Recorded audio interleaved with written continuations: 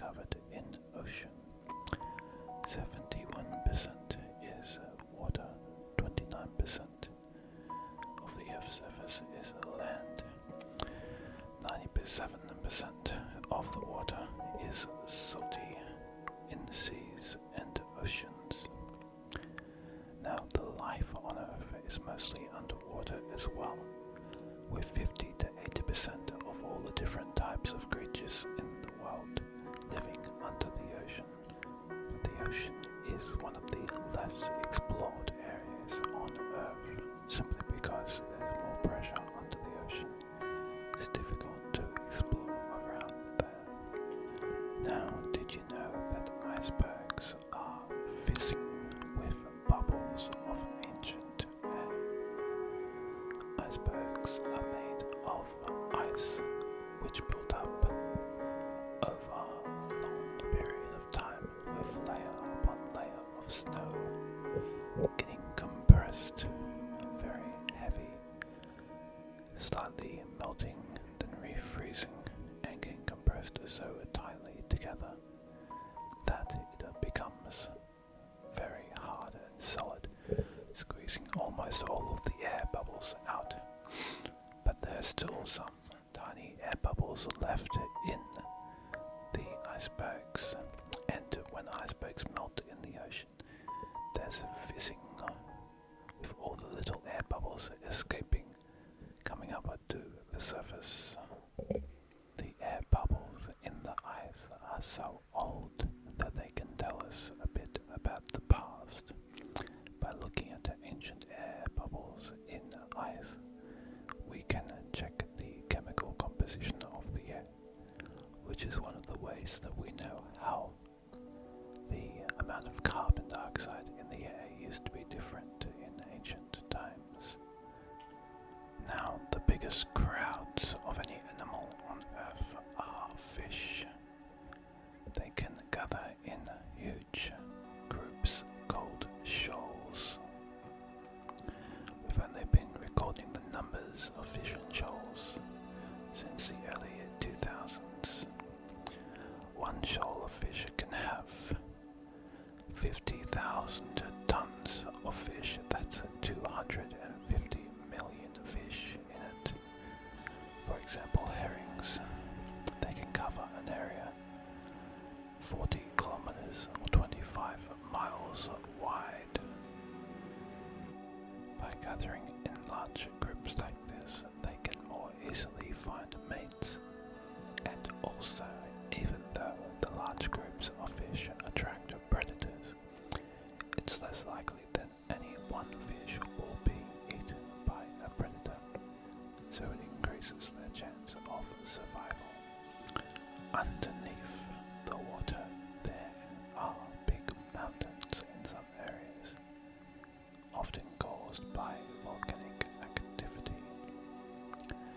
Some oceans called seamounts are very tall, and they have a great deal of life on the top of the mountain. Forests of coral, many fish and animals. But at the bottom of the mountain, where it's deeper, there is much less life, because there is less food at the bottom levels of the ocean. This is different to mountains on land, where typically the bottom of the mountain has more life and the top is more barren. Sea currents in the ocean. There is a steady swell called the Atlantic Gyre. This is caused by differences in temperature in different areas of the ocean, causing water to be attracted to one area, expelled from another. It's a great big swell like you might have in your bathtub when you pull out the plug. Now, old sailors used to travel north in order to go east, because by going north they could get into the sky and catch these strong currents, making it much easier to travel east. So they first went in a completely different direction. Sand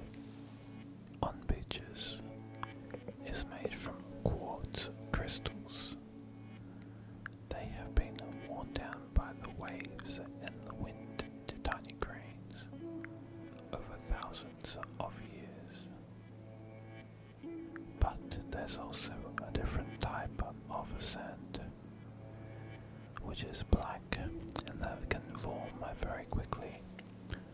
When a volcano goes off in the water, the lava can come out and combine with seawater to create little grains of sand, which can form very vast beaches.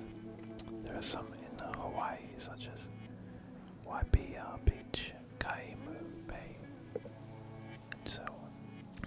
Did you know that sperm whales sleep underwater with their tails facing towards the bottom of the ocean and their heads facing towards the top, just bobbing underneath the waves like a cork? This is interesting because sperm whales don't breathe water, they breathe air, so they're actually holding their breath while they're sleeping. They only sleep for 10 to 15 minutes at a time, just little naps. They don't need very much sleep at all. Only spend 7% of their lives resting like this. When they're sleeping, they're normally doing it in groups of 4 or 5. So you've got a little part of the ocean with 4 or 5 little whales just bobbing up and down, sleeping underwater. Now, if a boat is in trouble, normally they first call out using a radio or a phone or a satellite beacon, but they can also turn their flag upside down. That is an international sign for come and help us. There are a few different types of flags. You've got your national flag. Just turn it upside down if you want someone to come help you. There's a national flag which has a knot in the middle. It's also a sign of distress. And there are some special flags with special meanings. If a ship needs help, then according to international law, the captain of any other boat nearby needs to come to aid the boat which is in distress. Cuttlefish are interesting animals. You often see their shells washed up on the sand. Just looks like a fairly normal looking shell. But when they are alive, they're kind of like a squid kind of creature with little arms in the front and then a straighter sort of back and fins along the sides. And they can actually camouflage themselves quite well. They can change their shape and their shade, pink and orange, for example, to blend in with coral. Or they can go pale to blend in with rocks or dead coral. They can put little rocks on their back as well to blend in. And if they have a fight with another cuttlefish, they'll change their backs to have red and white and black stripes. Now, the deepest living fish that we know about is the Mariana snailfish. It lives 8,178 meters below the surface of the ocean. There's very high pressure at that point, equivalent to 1,600 elephants of pressure on the head of this fish, but it's so tough it can withstand this. The oldest living animal in the world lives for 11,000 years. It's a type of deep sea glass sponge in the Indian Ocean and the China Sea. Some of these were still alive when humans were in the Stone Age. The longest teeth of any animal relative to the size of its head is on Sloane's viper fish. Its teeth are half the size of its entire head. The mantis shrimp has the fastest punch movement. It strikes its prey by snapping its claws shut so fast that it creates an air bubble which collapses on itself and creates a plasma superheated gas that turns into another form of energy, plasma, another form of matter, which is very hot, and it releases pressure waves and knocks out the thing that it wants to eat. They are very, very fast. 23 meters per second. The loudest voice in the ocean is the sperm whale. That's the largest animal on the world. Humans only speak at around 60 decibels when we're yelling, but whales can click at 236 decibels, so they can travel very long distance. The noises are almost as loud as a nuclear bomb exploding. And the colossal squid has got eyeballs which are 27 centimeters across, almost as long as a ruler. They're the largest eyes of any animal.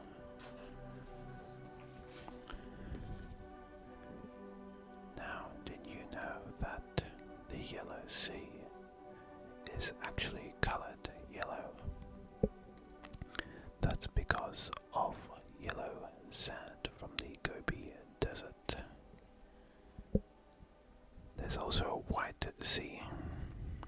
It's covered in ice half of the year, and the clouds in the sky often reflect, making it look white as well. The Black Sea has black sludge on the seafloor, which sometimes gets stirred up in storms and makes the sea black. The Black Sea doesn't have very many things living in it.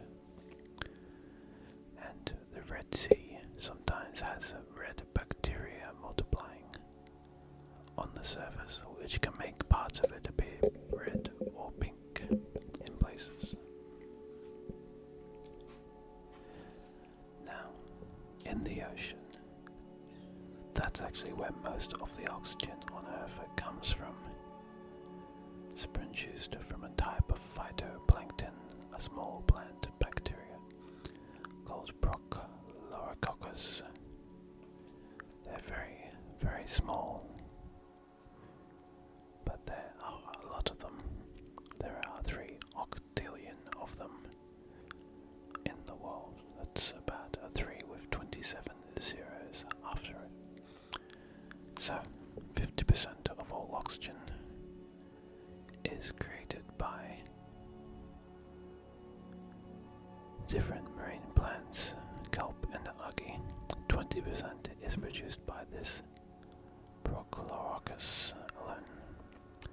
And then the other 30% of the oxygen comes from trees on land.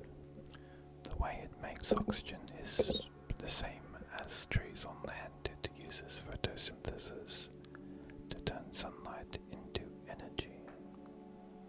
Now, do you know why the oceans are salty? When the oceans formed in the Earth 3.8 billion years ago, they were all fresh water. What happened is that rocks on land contain some salt, mineral salt in the rocks. When rain fell on them, some small amount of acid in the rain ate into the rocks, and slowly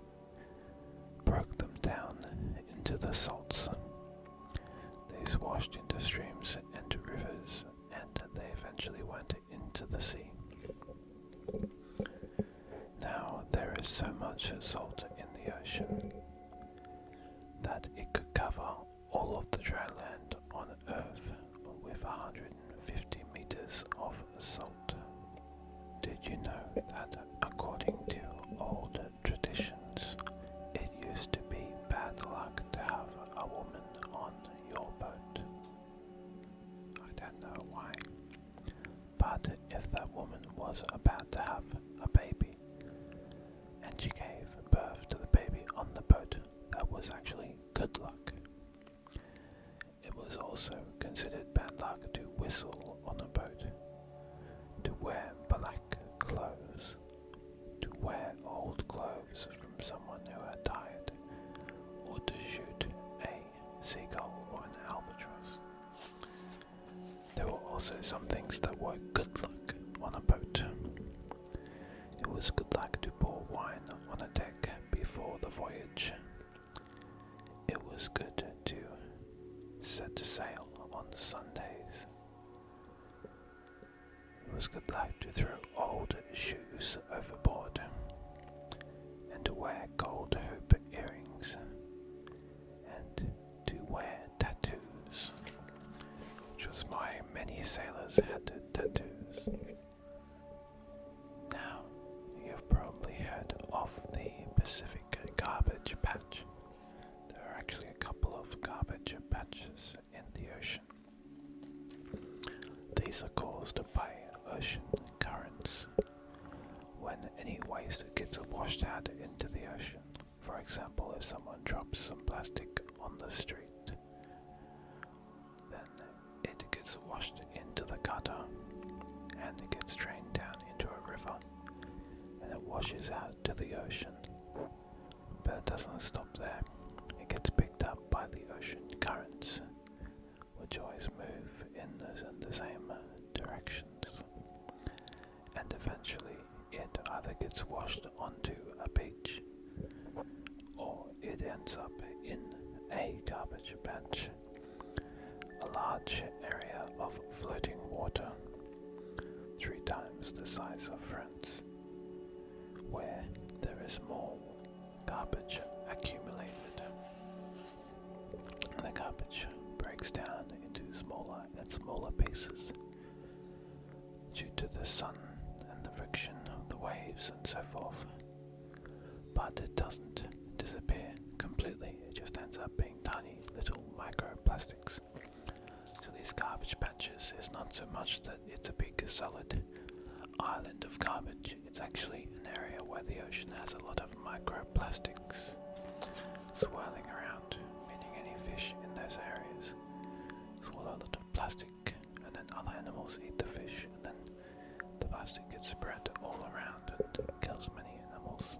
It also makes the fish toxic for humans to eat, so we should try not to let any plastic get into the ocean.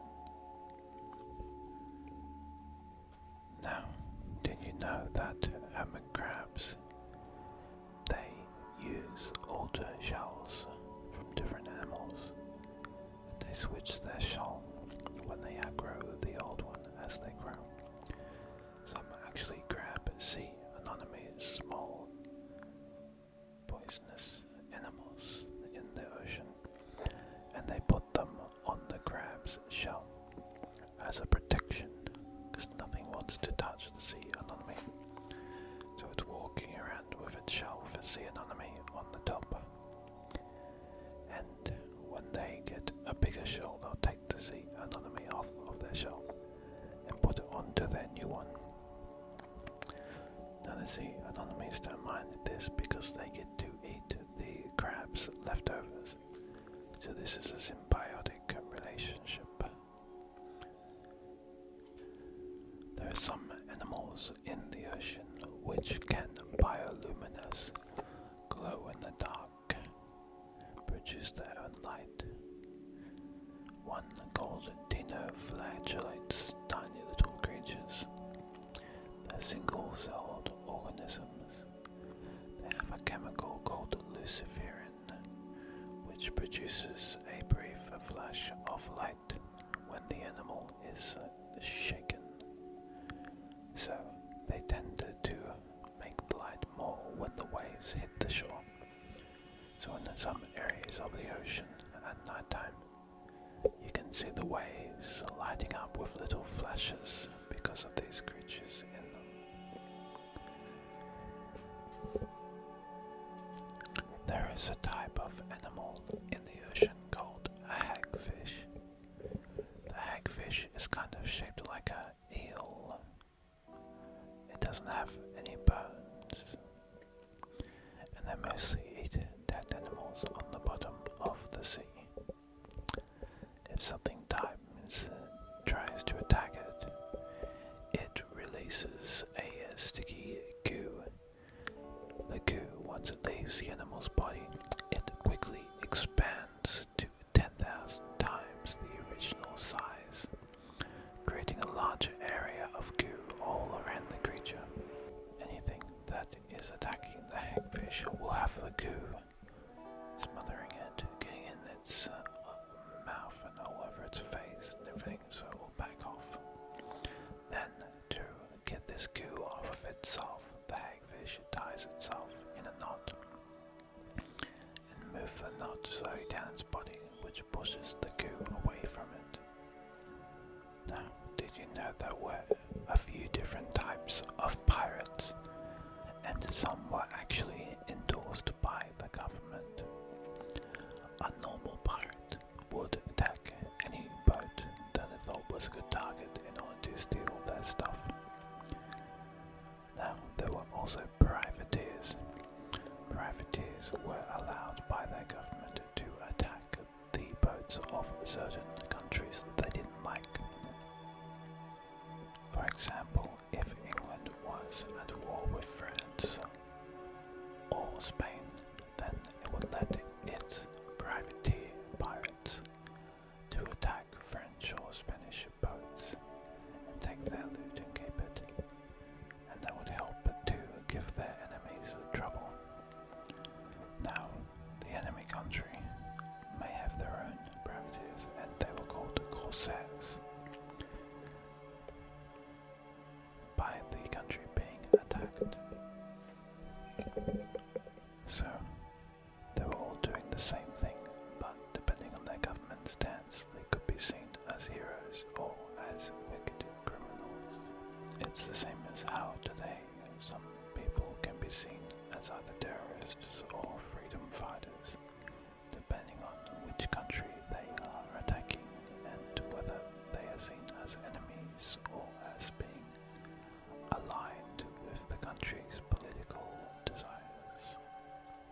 America used to support the Taliban when the Afghanistan was being attacked by the Soviet Union, and America did not like the Soviet Union, and then later that same group became known as terrorists when they were fighting against America. So it's all a matter of perspective. Did you know that oysters are able to sense vibrations, basically like listening? They don't have ears, but they have little tiny hairs that can sense sound vibrations around their shell. That's similar to how our ears work. We've got eardrums that sense the vibrations in the air, then they do information in our brain. They use this information when an oyster hears a sound. It closes its shell to protect itself from predators, and when it's not too noisy, it will open its shell up to eat, getting the little animals from the water, filtering them out. When boats are making too much noise nearby, they confuse the oyster and stop it from feeding. It thinks it might be under attack. That's one of the reasons why there are a lot less oysters around now near the beaches than there used to be.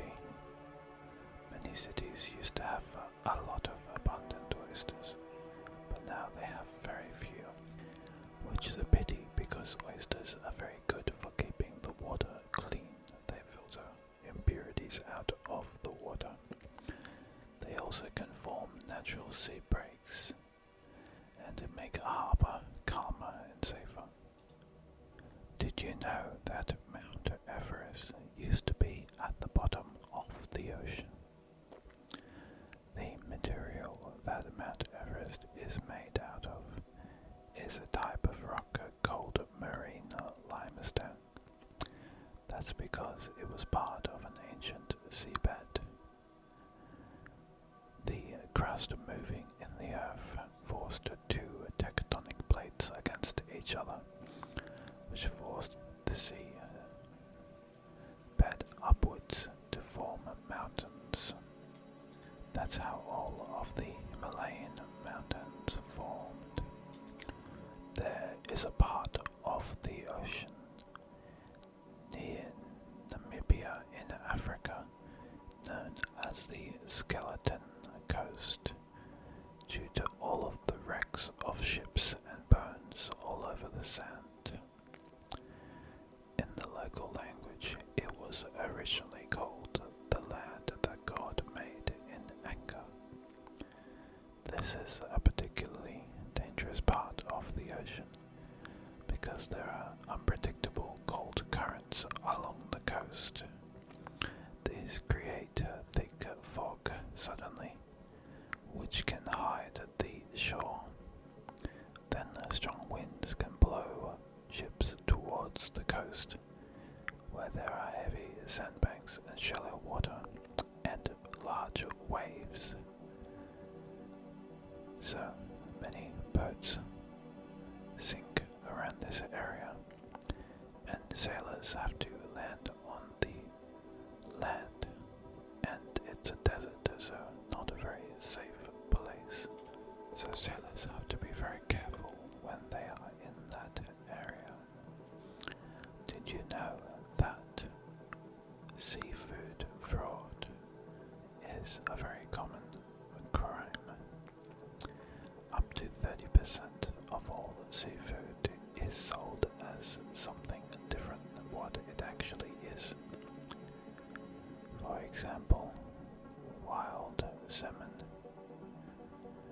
is only 60% likely to actually be wild. It's 40% likely that it's some type of a cheaper farmed salmon, or maybe even a different type of fish. 90% of all food which is sold as red snapper is actually a different, more common fish like rackfish, tilapia or chopfish. Real red snapper is a rare and expensive fish. There are vast kelp forests in the ocean, giant seaweeds which grow from the seafloor and stretch up, creating a forest. They used to have them near the USA. Otters used to live there, and they would eat sea urchins on the seafloor. The sea urchins ate kelp. Everything was balanced in the ecosystem. In 1820, humans were trapping otters to use them for fur. That meant that there were nothing to eat the sea urchins, so the sea urchins multiplied and ate the kelp more, and then the kelp forest started to disappear. People realized what was happening and stopped killing the otters and let them come back, and that has helped to get the kelp forests back to a healthier state. They are still recovering. There is an area of the Pacific Ocean where the USA tested nuclear weapons in the 40s and 50s. It's called Bikini Atoll.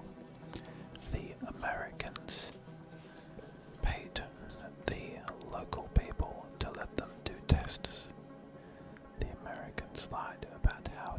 dangerous the nuclear tests were, and local people are suffering due to the radioactivity which is still there.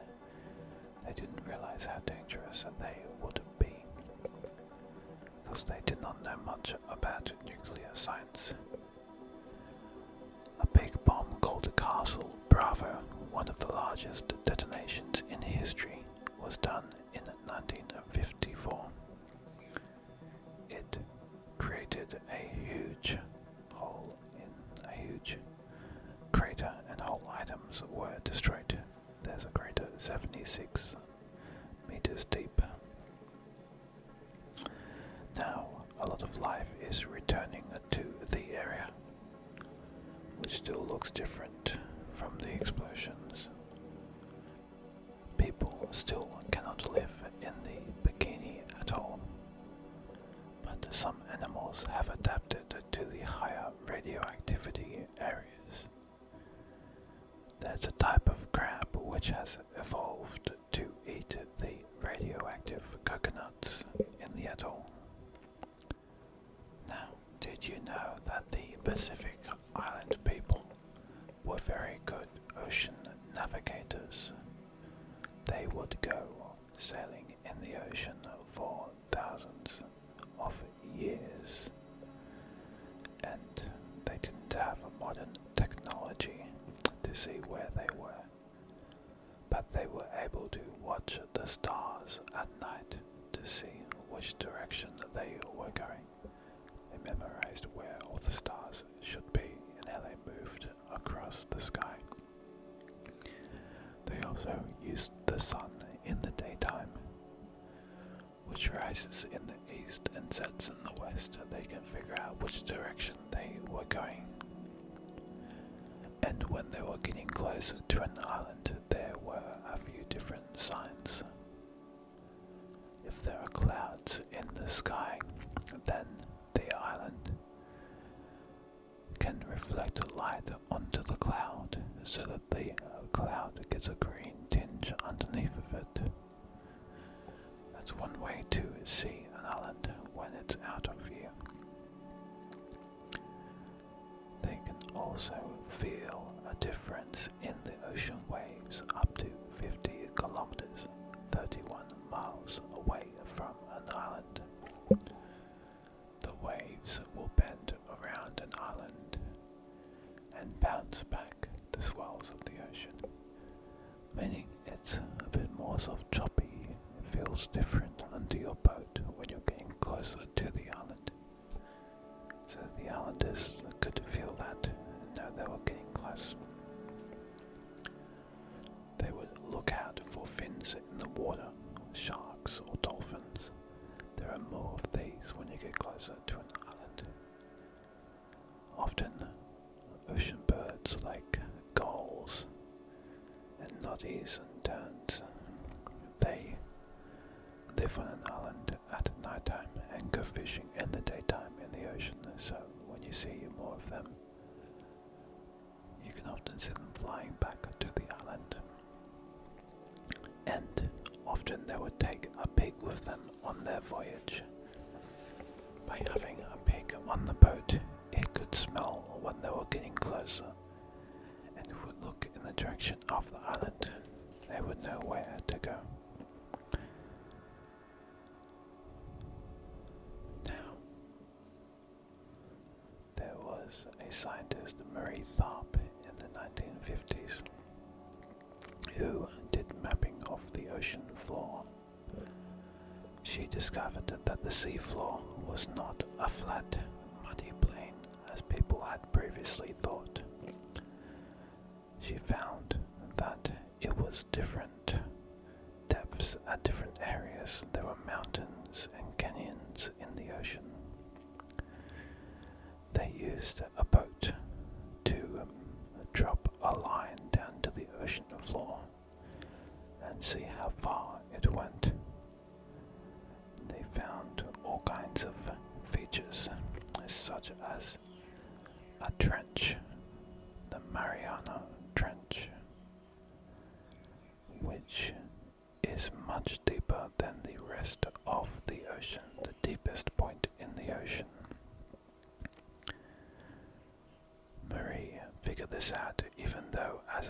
she was not allowed to go on the boat, she studied the data in her office, and she figured out that there are large sections of the Earth's crust called tectonic plates, which slowly drift around in the ocean. At the Mariana Trench, these two plates are drifting apart from each other, which is what makes it deeper in that area. There is a moon of Saturn called Titan, Saturn's largest moon, which has seas and shores with no water.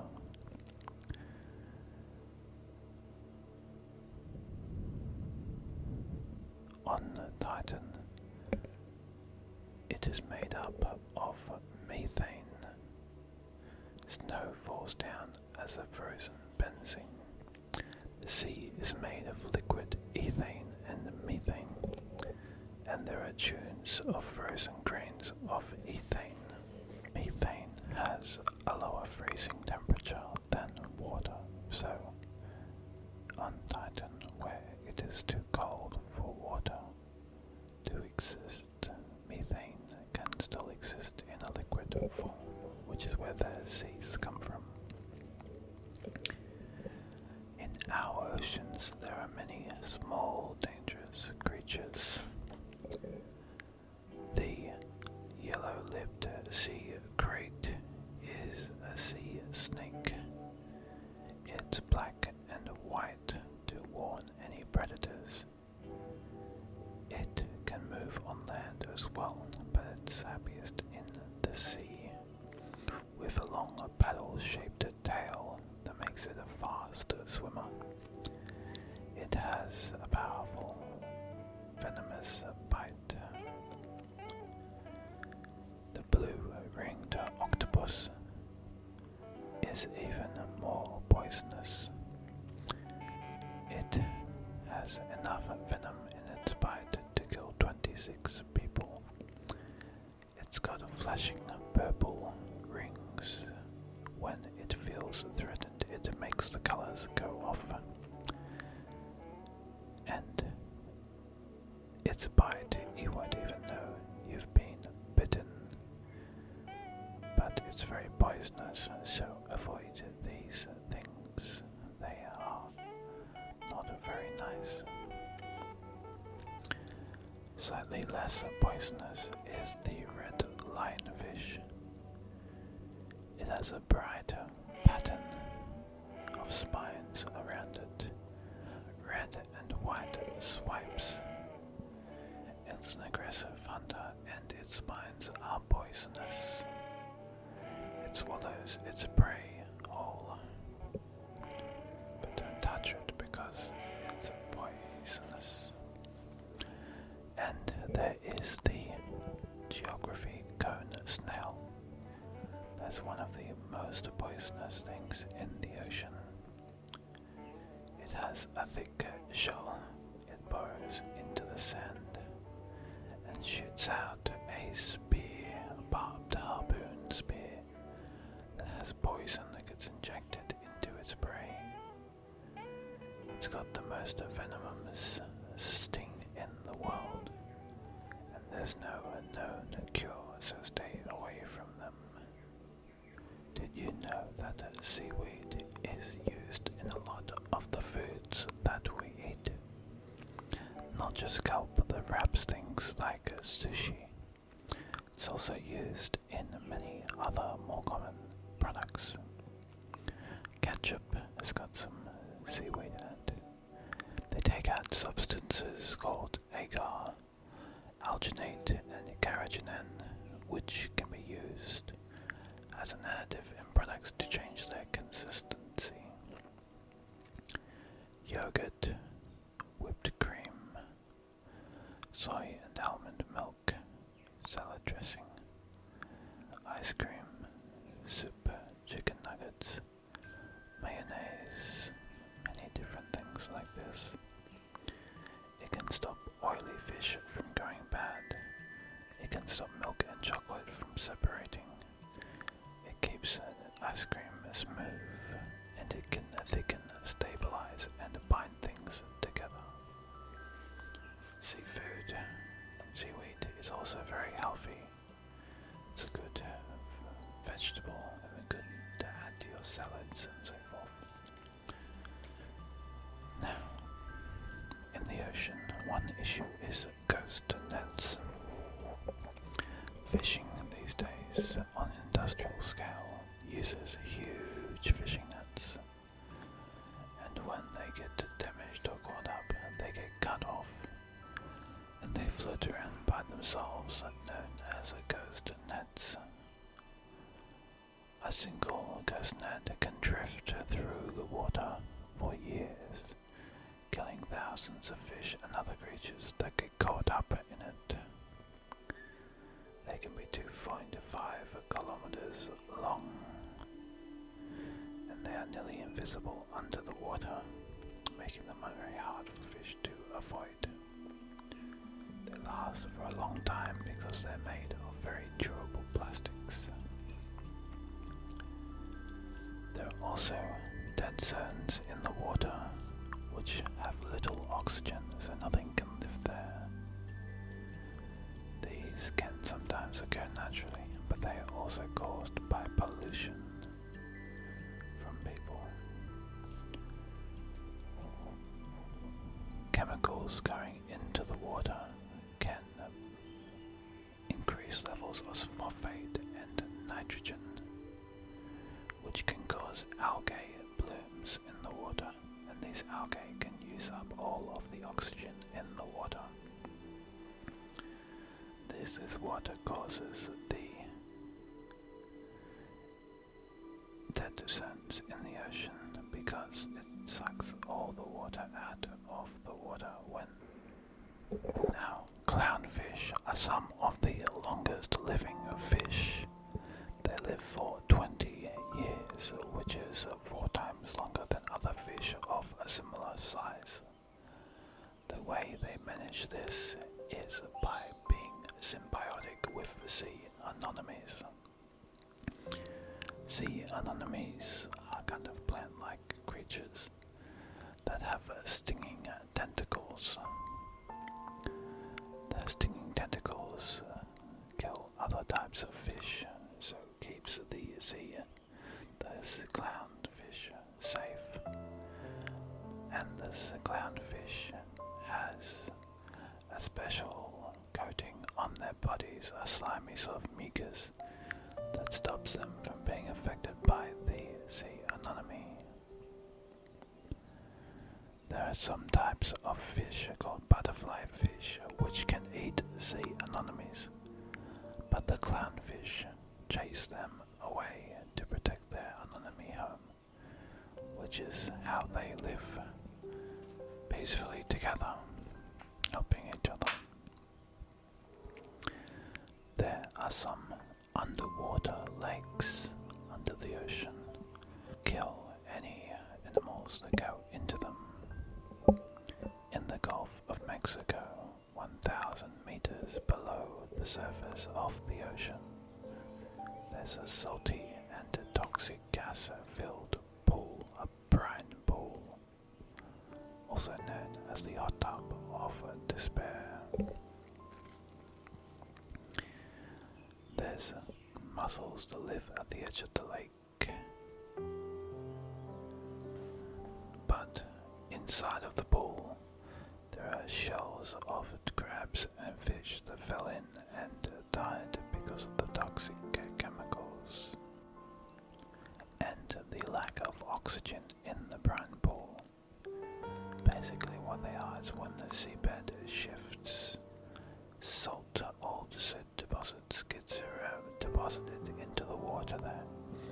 That water is more salty than the rest of the water, so it's much heavier and sinks to the bottom and pushes out all the oxygen from the water and releases methane gas and other toxic chemicals. Mangrove trees form little mangroves mouths of rivers in brackish of water and the edges of oceans. They are quite good for the water. Baby lemon sharks and little fishes use them as nursery space, safe places where they can raise their young. And they stop big waves and reduce flooding. They clean up the water, filter the water to make them clean. They catch plastic waste as well. And their roots, they have many roots that spread out from the tree in order to absorb oxygen.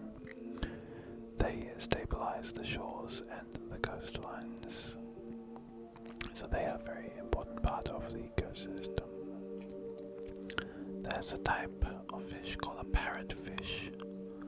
At night time, they secrete an ooze around them of slimy mucus, and that masks their smell while they're sleeping, so that eels can't smell them and eat them while they're sleeping. In Japan, there's a form of art called kyotaku. Fishermen, when they got a particularly special fish, they would put ink on them and then sit them on a piece of paper to create a print of the fish's shape and size and the pattern of their scales. They would write down extra details about where they were caught and when, and these can be used as records by scientists to see what fish used to live in an area and where they were and how large they were. This is important information that can show how the ocean has changed over the past few hundred years of constant overfishing. The Japanese fishermen would then wash off the ink and eat the fish as normal. There is a species of shark in the icy cold North Atlantic and Arctic Oceans. These Greenland sharks grow at a much slower rate and age at a much slower rate. They don't mature until they are 150 years old, 4 meters long. They can live up to 400 years. Tsunamis in the ocean are huge waves caused by earthquakes or landslides, something displacing the water below the seabed. They travel through the ocean for hundreds of kilometers before striking land, and they can move at 300 kilometers an hour. Tsunamis are like a smaller ripple in the water when they are far out to sea, only a few inches high. But as they reach the shallow water, the large amount of movement through the ocean is magnified by the shallow water and becomes a very high wave, because the same amount of water is moving, but it's moving at a slower speed due to the smaller water, which increases their height. In the Netherlands, a third of the Netherlands is below the sea level. The Dutch people used an ingenious system of canals and rivers and bogs and lakes to let water go all around them, but keep land above the water where they live. For example, Amsterdam has a series of canals all throughout it, and they travel around on boats. Dutch people use windmill systems to pump water from low-lying areas and channel them around, and they use them in their agriculture for irrigation. They used to just use wind-powered windmills to directly move the water, but now they mostly use windmills to generate electricity, and then they use electric pumps which are more efficient.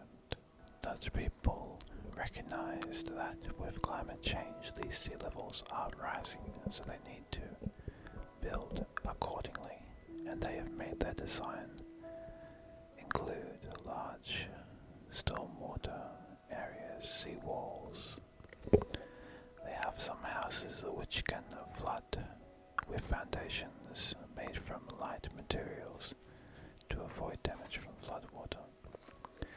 They have public plazas which are built down into the ground, lower than the buildings around them, so that they can absorb some of the water without it getting into the homes and shops. They have skate parks and other public facilities around areas which are likely to flood, so that they can hold water as well and stop it from getting to the places they wanted to protect.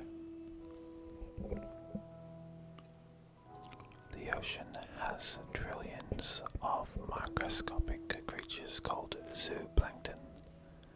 They are what whales and other baleen feeders eat, and a lot of the sea life is dependent on the zooplankton as the food source.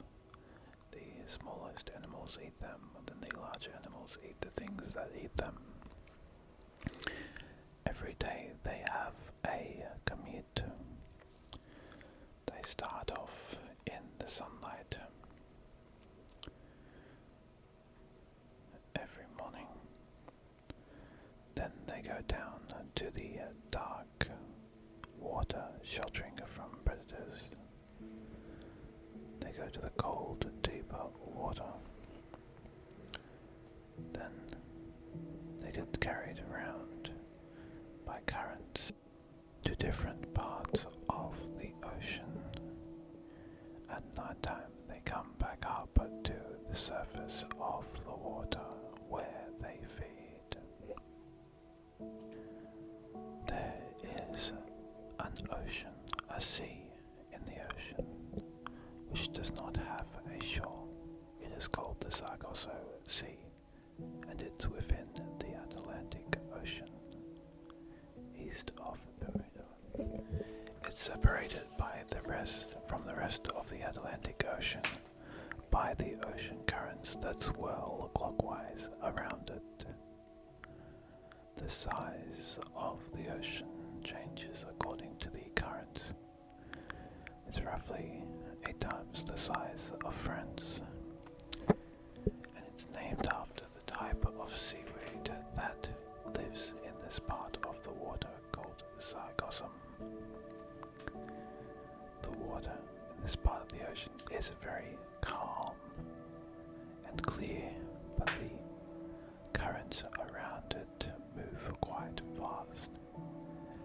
It's like an area where loggerhead turtles can hide out in the seaweed and chill out.